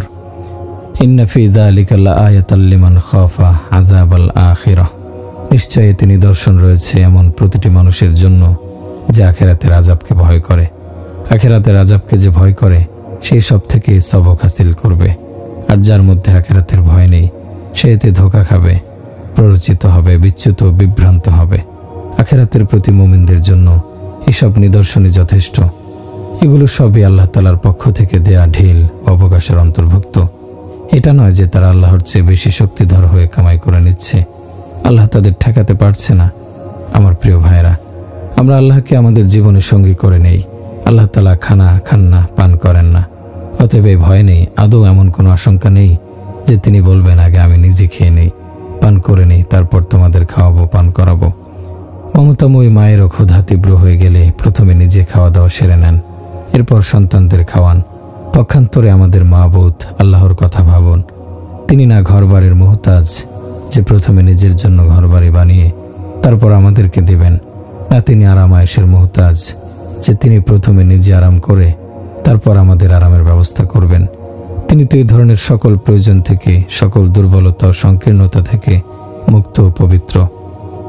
উপরন্তু আল্লাহ তাআলা এমন, তাকে তার ফয়সালার ক্ষেত্রে চ্যালেঞ্জ করার ক্ষমতা কারোর নেই। তিনি দূরদর্শিতা ও প্রজ্ঞার অধিকারী, এমন মহান জাত যে শুধু তাকে যদি পাওয়া যায় তাহলে দুনিয়া ও আখিরাতের সব কিছুই পাওয়া যায়, আর যদি শুধু তাকে না পাওয়া যায় তাহলে কোনো কিছুই পাওয়া হয় না। আলাইসাল্লাহু বিকাফিন আবদা। ও আমার বান্দা, আমি কি যথেষ্ট নই? আল্লাহ আবার অমুকও, এটাকে শিরক বলা হয়। আল্লাহ এই ও দিয়েই শিরকের দুয়ার খুলে যায়, এটা বন্ধ করতে হবে। ও বাদ দিয়ে ই যোগ করে শুধুমাত্র আল্লাহই যথেষ্ট বলতে হবে। রাসূলের চাচা আবু তালিবের কাছে কুরাইশের লোকেরা এসে দাবি জানালো, তোমার ভাতিজাকে ফেরাও, নইলে আমরা তাকে হত্যা করব। তিনি ডেকে পাঠালেন ভাতিজাকে। নবীজি সাল্লাল্লাহু আলাইহি সাল্লাম এসে খাটের পায়ের দিকে বসলেন। আবু তালেব আবেগের সুরে বললেন, ভাতিজা, তোমার কওমের লোকেরা এসেছে, তারা বলছে তুমি শুধু তাদের বিরুদ্ধে কথা বলা ছেড়ে দাও, তাহলে তারাও তোমাকে তোমার বিরুদ্ধে কিছুই বলবে না। প্রিয় নবী সাল্লাল্লাহু আলাইহি সাল্লাম বললেন, ইয়া আম্মি কালিমাতান ওয়াহিদাতান তাআতুনাহা। হে চাচা, তাদেরকে আমার একটি মাত্র কথা বলার আছে। আমার একটি মাত্র কথা যদি তারা মেনে নেয় তাহলে সারা আরব জাহান তাদের অনুগত হবে, সারা পৃথিবী তাদের নেতৃত্বের অধীন হয়ে যাবে। এই কথা শুনে তো তারা সবাই লাফিয়ে উঠল। আবু জেহেল নিজের উরুর ওপর হাত মেরে বলে উঠল, ও আবিকা আশারতান, তোমার মৃত বাবার কসম, তেমন হলে একটি নয়, তোমার 10টি কথা মেনে নিতে প্রস্তুত আছি। বলো সেটা কি কথা যার মাধ্যমে সমগ্র আরব আমাদের অনুগত হবে? সেটা কোন কথা যার কারণে আরব অনারব আমাদের গোলাম হয়ে যাবে? তখন তিনি বললেন, কথাটি হলো লা ইলাহা ইল্লাল্লাহ। ব্যাস, এই কথাটুকু তোমরা মেনে নাও, আর কিছু নয়। সে তখন বিস্ময় প্রকাশ করে বলল, আজআলাল আলিহাতা ইলাহান ওয়াহিদাতান ইন্না হাযা লাশাইউন উজাব। সে কি বহু উপাস্যের পরিবর্তে এক উপাস্যের উপাসনা সাব্যস্ত করে দিয়েছে? নিশ্চয় এটা বিস্ময়কর ব্যাপার। আবু জেহেল বলল, এতগুলো খোদার জায়গায় তুমি মাত্র এক খোদা সাব্যস্ত করতে চাও? এটা আমাদের বুঝে আসে না। আশ্চর্য ব্যাপার এই যে সে আবু জেহেলের মতো লা ইলাহা ইল্লাল্লাহ আমাদেরও আজ বুঝে আসছে না। আমার প্রিয় ভাইরা, আল্লাহ তাআলাকে সঙ্গী বানিয়ে নাও, তাহলে জল, স্থল, আরশ, ফরশ, লৌহ, কলম, কুরসি, জমিন সবকিছুর মালিক তিনি। এই সবকিছু তারই পরিপূর্ণ অনুগত। তাকে যদি তোমরা সঙ্গী বানাতে পারো তাহলে এইগুলো সব হবে তোমার অনুগত। এই জগতের কোনো অস্তিত্ব ছিল না। আদমকে সৃষ্টির সঙ্গে সঙ্গে এই সব কিছু সৃষ্টি করেছেন, এই সব কিছুর অস্তিত্ব দান করেছেন, সব কিছুর প্ল্যান ও পরিকল্পনা করেছেন। ইউসাউবিরুকুম ফিল আরহামি কাইফা ইয়াশা। তিনি সেই আল্লাহ যিনি তোমাদের আকৃতি গঠন করেন মায়ের গর্ভে যেমন তিনি চেয়েছেন। এরপরে আসমান সৃষ্টি করেছেন। রফা আসসামাওয়াতি বিগাইরি আমাদিন। আল্লাহ তাআলাই ঊর্ধ্ব দেশে স্থাপন করেছেন আকাশমণ্ডলীকে স্তম্ভ ব্যতীত। ওয়াল আরদ বা'দা যালিকা দাহাহা। পৃথিবীকে এরপরে বিস্তৃত করেছেন। আখরাজা মিনহা মাআহা ওয়া মারআহা। তিনি এর মধ্য থেকে এর পানি ও ঘাম নির্গত করেছেন। ওয়াল জিবালা আরসাহা। পর্বতকে তিনি দৃঢ়ভাবে প্রতিষ্ঠিত করেছেন। আলাম তারাও কাইফা খালাকাল্লাহা সাবআ সামাওয়াতিন তিবাকা ওয়া জাআলাল কমারা ফীহিন্না নূরা ওয়া জাআলাশ শামসা সিরাজা। তোমরা কি লক্ষ্য করো না যে আল্লাহ কিভাবে সপ্ত আকাশ স্তরে স্তরে করেছেন এবং সেখানে চন্দ্রকে রেখেছেন আলোরূপে এবং সূর্যকে রেখেছেন প্রদীপ রূপে। ওয়া জাআলনা নাওমাকুম সুবাতা। এবং আমি তোমাদের নিদ্রাকে করেছি ক্লান্তি দূরকারী। রাতকে আল্লাহ তাআলা সকলের জন্য, সকল মাখলুকের জন্য আরাম ও বিশ্রামের সময় বানিয়েছেন। আমরা যদি নিজেরা যার যার ঘুমের সময় নির্ধারণ করতাম তাহলে কি পরিমাণ পেরেশানি হতো। একজন আরাম করত, অন্যজন কাজ করত, তাতে হইচই হতো আর অন্যের আরাম নষ্ট হতো। শুধু মানুষই নয়, সকল প্রাণী ও পাখি সকলেই রাতের বেলা আরাম করে। যদি প্রাণীকুল ও পাখিরাও রাতে আরাম না করত তাহলেও মানুষের জন্য আরাম করা জটিল হয়ে যেত। এজন্যই আল্লাহ তাআলা জীবজন্তু পশু পাখি সকলের জন্য আরামের একটি সময় বানিয়ে দিয়েছেন রাতকে। রাতে সকলেই ঘুমাবে। আল্লাহ তাআলা সকলকে একটা ঘুমানোর সময় ও একটি জাগরণের সময় নির্ধারণ করে দিয়েছেন। ওয়া আলনান নাহারা মাআশা। আর আমি দিনকে করেছি জীবিকা অর্জনের সময়। দিনের অর্ধেক আল্লাহ তাআলা আমাদেরকে নিজেদের কাজকর্মের জন্য দিয়েছেন আর অর্ধেক দিয়েছেন তার কাজের জন্য। জোহর এবং ফজরের মাঝে ব্যবধান অনেক দীর্ঘ। জোহরের পর থেকে দুই নামাজের মধ্যবর্তী সময়গুলো কমতে শুরু করে। এর উদ্দেশ্য এটাই যে ফজর থেকে জোহর পর্যন্ত আপন আপন কাজ করো, জোহর থেকে আসর পর্যন্ত সেগুলোকে গুছিয়ে নাও। এরপর আসর, মাগরিব, ইশার যে সময়গুলো আসে তা প্রমাণ করে এগুলো কারবারের সময় নয়। এ সময়গুলো আল্লাহর জন্য। এ সময় বসে আল্লাহকে স্মরণ করবে। অথচ কি দুর্ভাগ্য, আমাদের কারবার শুরুই হয় আসর ও মাগরিবের সময় থেকে। ঠিক আল্লাহর মুহাব্বতের সময়ে আমাদের কারবার জমে ওঠে। আল্লাহকে স্মরণ করার সময় হয়ে গেছে কারবারের সময়। একেবারে উল্টা গঙ্গা বইয়ে দিয়েছি আমরা। মহান আল্লাহ তাআলা কোরআনের মাধ্যমে আমাদের জানাচ্ছেন যা ছাড়া এক মুহূর্ত আমাদের জীবন বাঁচানো সম্ভব নয়। সেই বাতাসের প্রবাহ যে পানির অপর নাম জীবন, সেই পানির ব্যবস্থাপনা, এমনইভাবে পাহাড়, সাগর, চন্দ্র, সূর্যের সকল শৃঙ্খল ব্যবস্থাপনা সবই আমাদের জন্য। ওই সব জিনিসের তো আল্লাহ তাআলার কোনোই প্রয়োজন নেই। সবকিছু তিনি আমাদের কল্যাণের জন্যই সৃষ্টি করেছেন। অতএব সে আল্লাহর সঙ্গে আমাদের সুসম্পর্ক রাখা উচিত। অথচ সামান্য প্রশাসনিক ক্ষমতা সম্পন্ন পৌরসভার কমিশনার, মেয়র অথবা এসপির সঙ্গে সুসম্পর্ক রাখা, তাদের প্রতি বাধ্য অনুগত থাকা, আর আসমান জমিনের মালিক বাদশার অবাধ্য হওয়া, তার সঙ্গে শত্রুতা রাখা কেমন নির্বুদ্ধিতা। মানুষ তো গুন্ডা বদমাশদের সঙ্গেও সুসম্পর্ক রাখে এই উদ্দেশ্যে যে প্রয়োজনের মুহূর্তে যেন কাজে লাগে। আর আমরা আসমান জমিনের মালিক আল্লাহর সঙ্গে সম্পর্ক নষ্ট করে তাকে অসন্তুষ্ট করে চললে আমাদের জীবন কেমন বিস্বাদ হবে, কিভাবে আমরা শান্তি পাব।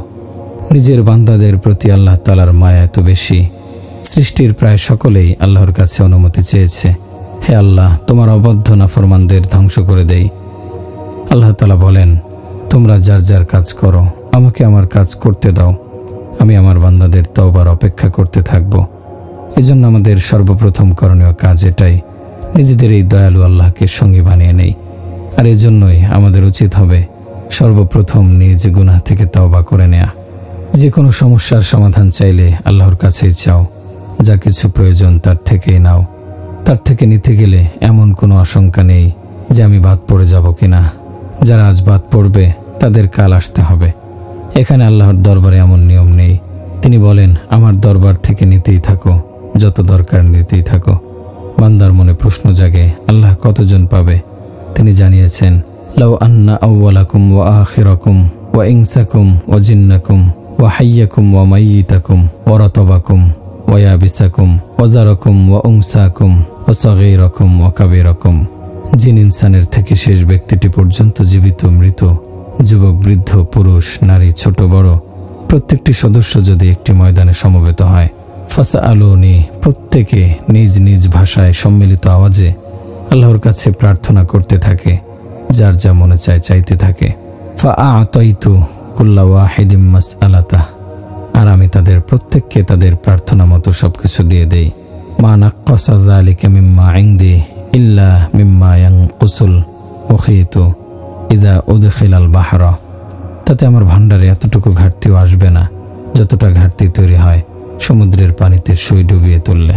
যেমনইভাবে ওই সমুদ্রে ঘাটতি আসে না, সমুদ্রের পানি কমে যায় না, সেভাবেই তোমার প্রতিপালকের ভাণ্ডারেও কোনো ঘাটতি আসে না।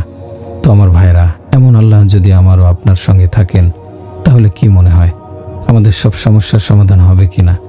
টাকা পয়সা উপার্জন করা কি খুব সহজ কাজ? উপার্জিত অর্থের সংরক্ষণ, সেটাও কি সহজ কাজ? কোনোটাই সহজ নয়, বরং অর্থের উপার্জন এবং অর্জিত অর্থের সংরক্ষণ যুবককে করে দেয় বৃদ্ধ। আল্লাহকে যদি সঙ্গে নিতে পারো, তাহলে তোমার দুনিয়া আখেরাতে সুখ আর সুখ, মাথা থেকে পা পর্যন্ত শান্তি আর শান্তি। অতএব আল্লাহর সঙ্গে বন্ধুত্ব গড়ো, আল্লাহকে আপন বানাও, আল্লাহকে রাজি ও খুশি করো, আল্লাহর সঙ্গে সম্পর্ক সৃষ্টি করো। সম্পর্ক মানে কি? লোকে বলে চিন্তা করো না, ওর সঙ্গে আমার সম্পর্ক আছে, আমি গেলেই কাজ হয়ে যাবে, আমি তার দুয়ারে গেলে আমাকে ঠেলতে পারবে না, আমাকে ফেরত দিতে পারবে না, একেই বলে সম্পর্ক।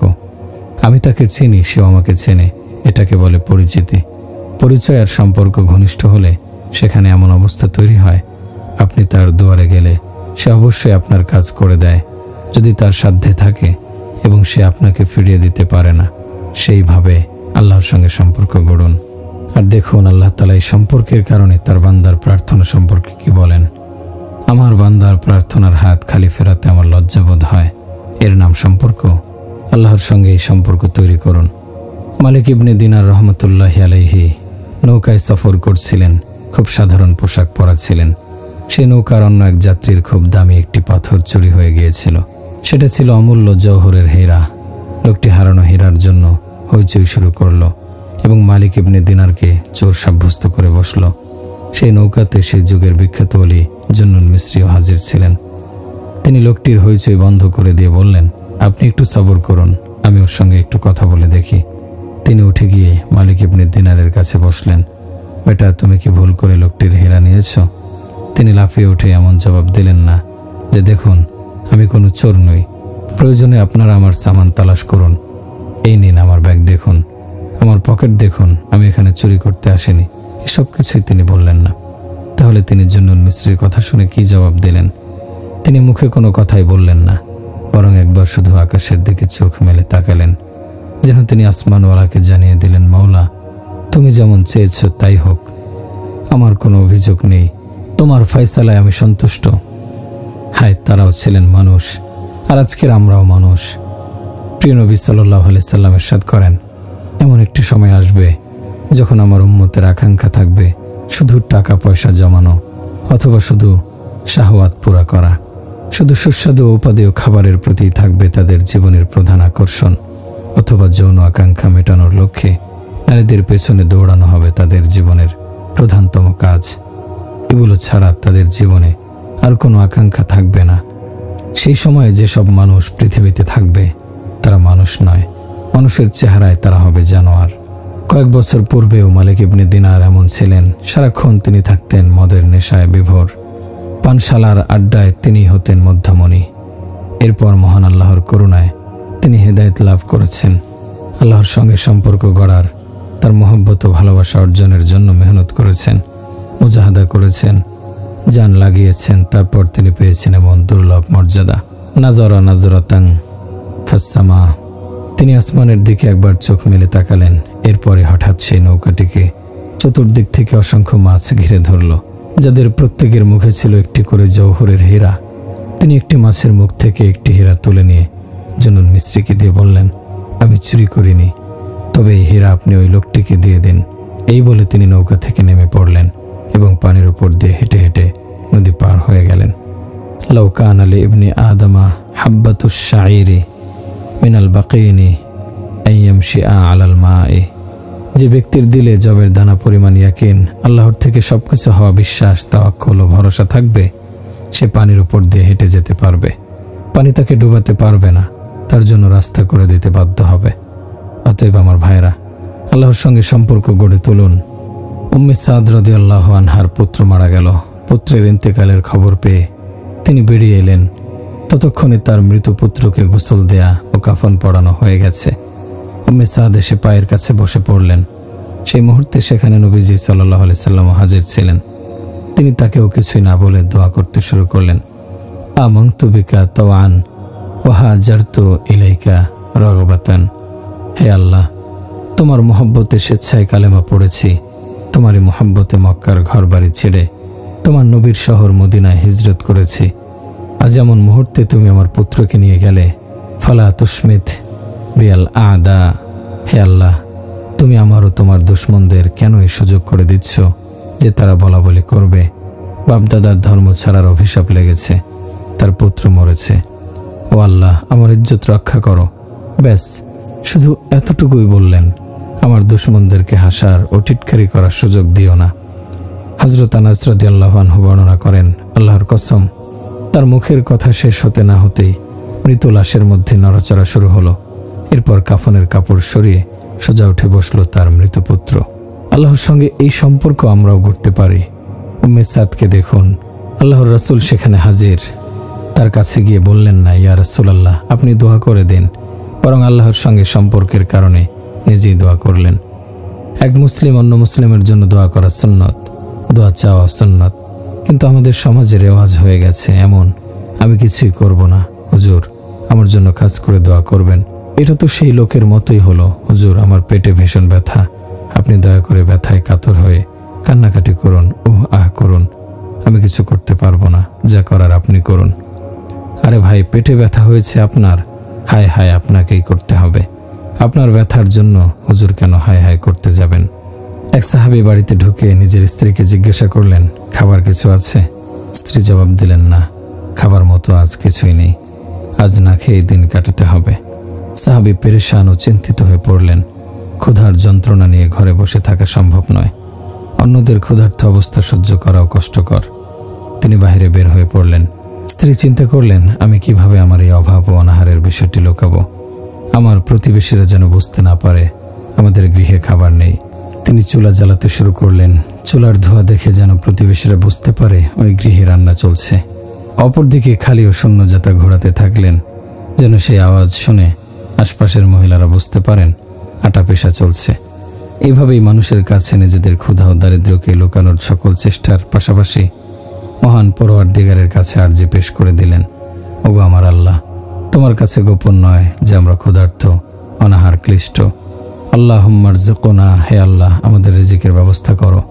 ব্যাস শুধু একটি বাক্যের হৃদয় নিংড়ানো ব্যাকুল মিনতি, আল্লাহ আমাদের রিজিক দাও। এই বাক্য শেষ হওয়ার আগেই চুলার ওই দিক থেকে খুশবু আসতে শুরু হলো। ইতিমধ্যে স্বামী এসে দরজায় আওয়াজ দিলেন। বিবি উঠে গেলেন স্বামীর উদ্দেশ্যে। স্বামী স্ত্রী চুলার দিকে তাকালে দেখতে পেলেন সেখানে গোশত ভুনা হচ্ছে। ঘরে ঢুকে দেখতে পেলেন সেই খালি জাতা নিজে নিজেই ঘুরছে, আর সেখান থেকে অবিরাম আটা বের হচ্ছে। বাড়িতে যতগুলো পাত্র ছিল সবগুলোতে আটা ভরে নেওয়া হলো। আটা রাখার উপযোগী আর কোনো বর্তন ঘরে ছিল না। এবার সেই জাতার এক চাকিয়ে উঠিয়ে দেখলেন সেখানে কিছুই নেই। সাহাবী হাজির হয়ে গেলেন প্রিয়নবীর দরবারে, শোনালেন তাকে ঘটনার সবটুকু। প্রিয়নবী সব শুনে বললেন, তুমি উঠিয়ে না দেখলে কিয়ামত পর্যন্ত ওই যাতা চলতে থাকতো। আমার ভাইরা, আল্লাহ তাআলার সঙ্গে এই রকম সম্পর্ক বানিয়ে নাও, তাহলে আর পণ্য বিক্রির জন্য মিথ্যা বলার প্রয়োজন পড়বে না, তাহলে আর আমাদেরকে সুদের কারবার করতে হবে না, তাহলে আর নগদ বিক্রির রেট আলাদা আর বাকি বিক্রির রেট আলাদা করার প্রয়োজন পড়বে না। আল্লাহ তাআলার সঙ্গে সম্পর্ক গড়ে নিন, তার কাছে যেন প্রাণ খুলে ইয়া আল্লাহ বলে চাওয়ার অভ্যাস হয়ে যায়, যেন তার কাছে প্রার্থনার শিক্ষা জীবনে এসে যায়। আল্লাহর কসম, এই দোয়ার মধ্যে আছে এমন শক্তি যার দ্বারা আরশের দরজা খুলে যায়। শর্ত এই যে ওইভাবে দোয়া করার শিক্ষা থাকতে হবে। আমাদের সর্বপ্রথম করণীয় কাজ হলো তওবা করা। আমাদের সকলকে তওবা করতে হবে। আয় আল্লাহ, আমি তওবা করছি, আল্লাহ আমি তওবা করছি, আমার তওবা কবুল করো। আজ আমাদেরকে নিজ নিজ পাপাচার থেকে তওবা করতে হবে। দ্বিতীয় করণীয় কাজ হবে আজ থেকে আমার জীবনকে প্রিয় নবী সাল্লাল্লাহু আলাইহি সাল্লামের মুবারক জীবনের অনুসারে গড়ে তুলতে হবে। আর এই মুহূর্ত থেকেই সেটা শিখতে শুরু করে দেব। এই যে মেহনত চলছে, এটা আমাদের জীবনকে নবীজির তরিকায় গড়ে তোলার জন্যই। এটা ছাড়া এই মেহনতের দ্বিতীয় আর কোনো উদ্দেশ্য নেই। আল্লাহর কাছে কোনো আত্মীয়তা চলবে না, চলবে না আরবি, কুরাইশি, বাদশাহী বা এমনি ধরনের কোনো কিছু। সেখানে চলবে শুধু একটি মুদ্রা, সেটা হলো লা ইলাহা ইল্লাল্লাহ মুহাম্মাদুর রাসূলুল্লাহ। যাকে আল্লাহ তাআলা নিজের নামের সঙ্গে মিলিয়ে রেখেছেন, তার তরিকা গ্রহণ করতে হবে, তার জীবন আদর্শের সুন্নাতের অনুসরণ করতে হবে।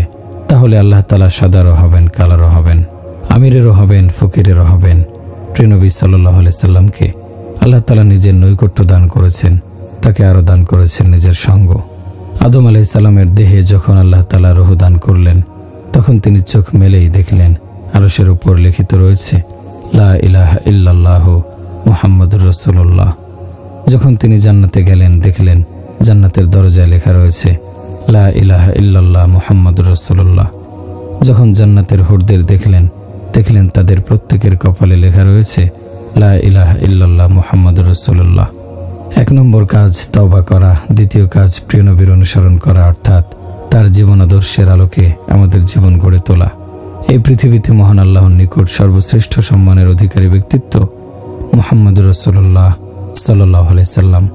পৃথিবীর বিখ্যাত ব্যক্তিদের মধ্যে কারোর অবদান এই যে তিনি কোনো বিখ্যাত চমৎকার মহল তৈরি করেছেন, যেমন তাজমহল। কারোর অবদান এই যে তিনি রাজ্য পরিচালনা করেছেন, কেউ চাঁদে গেছেন, কেউ বা মঙ্গল গ্রহে পৌঁছে গেছেন।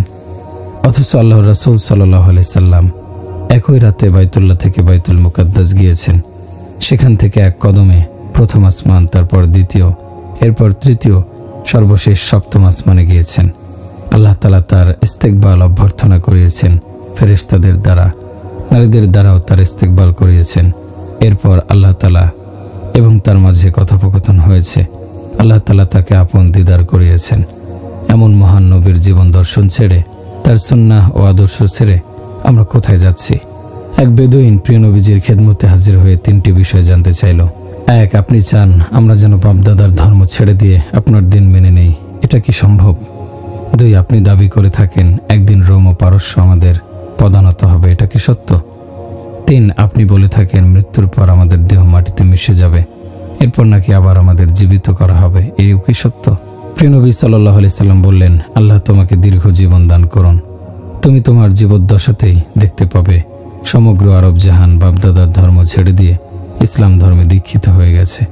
তুমি এটাও দেখতে পাবে ইসলামী সেনাবাহিনী রোম ও পারস্য জয় করবে। এরপর থাকলো কিয়ামত সংক্রান্ত 3য় বিষয়টি, ওলা খুজান্নাকা বিয়াদিকা হাজিহি ওলা উজাক্কিরান্নাকা বিমা ক্বালাতিকা হাজি। কিয়ামতের ময়দানে আমি তোমার এই হাত ধরে তোমাকে এই কথাটি স্মরণ করিয়ে এই বিষয়টির প্রমাণ দেব। বিদুইন বলা শুরু করলো, আমি এসব বাজে কথা বিশ্বাস করি না। এ কথা বলেই সেখান থেকে চলে গেল। এই বেদুইন বেঁচে থাকতে থাকতেই মক্কা বিজয় হলো। তার জীবদ্দশাতেই তাবুক পর্যন্ত বিস্তৃত গোটা আরব অঞ্চল ইসলামী শাসনের অধীন হয়ে গেল। এরপরও সে মুসলমান হলো না। তার জীবনকালে সংঘটিত হলো কাদেসিয়ার যুদ্ধ। এ যুদ্ধে মুসলিম বাহিনী এক বৃহৎ শক্তি পারস্য সাম্রাজ্য জয় করে নিল। ইয়ারমুকের লড়াই হলো। সে যুদ্ধে মুসলিম বাহিনী রোমানদের পরাজিত করার মাধ্যমে রোম সাম্রাজ্যকে ইসলামী শাসনের অধীন করে নিল। এবার বেদুইনের অন্তরে ভয় ঢুকে গেল, কারণ গোটা আরব এবং রোম ও পারস্য ইসলামের অধীন হওয়া সংক্রান্ত মুহাম্মদের 2টি ভবিষ্যৎবাণী তো ঘটেই গেল, তাহলে 3য়টিও নিশ্চয় সময় মতো ঘটবেই। অতএব সে মুসলমান হয়ে মদিনায় হিজরত করল। যখন মসজিদে নববীতে এসে প্রবেশ করল, তখন হযরত ওমর রাদিয়াল্লাহু আনহু উঠে গিয়ে তার ইস্তেকবাল করলেন। এরপর অন্য সাহাবীদেরকে বললেন, তোমরা জানো এই লোকটিকে? এ হলো সেই বিরল সৌভাগ্যের অধিকারী যার সম্পর্কে প্রিয় নবী সাল্লাল্লাহু আলাইহি সাল্লাম বলেছেন, কিয়ামতের দিন আমি তোমার হাত ধরে তোমার কথাটি স্মরণ করিয়ে দেব। আর কিয়ামতের ময়দানে প্রিয় নবী যার হাত ধরবেন, জান্নাতে না পৌঁছানো পর্যন্ত তিনি তার হাত ছাড়বেন না। সুতরাং এটা নিশ্চিত এই লোকটি জান্নাতে। আমার ভাইরা, সবকিছু থেকে সম্পর্ক ছিন্ন করে আল্লাহ ও রাসূলের সঙ্গে সম্পর্ক গড়ে তোলো। এসো ভাই, তাওবা করি, জীবনটাকে আল্লাহর রাসূলের গোলামিতে কাটাই। রাসূলের জীবনযাপন পদ্ধতিতে রয়েছে মানব জীবনের স্বস্তি ও শান্তি, মিথ্যার পথে রয়েছে জীবনের অশান্তি ও পেরেশানি, রয়েছে নানান মুসিবত। সুতরাং আজই তাওবা করুন। আর তওবা পাক্কা হবে তখন যখন মানুষ পরিবেশ পরিবর্তন করবে, নিজের পরিবেশ ত্যাগ করে উন্নত অনেক পরিবেশ অবলম্বন করবে। কারণ বিদ্যমান পরিবেশ তওবা মজবুত হচ্ছে না, ভেঙে যাচ্ছে। সেজন্য এই পরিবেশ থেকে বের হওয়া জরুরি।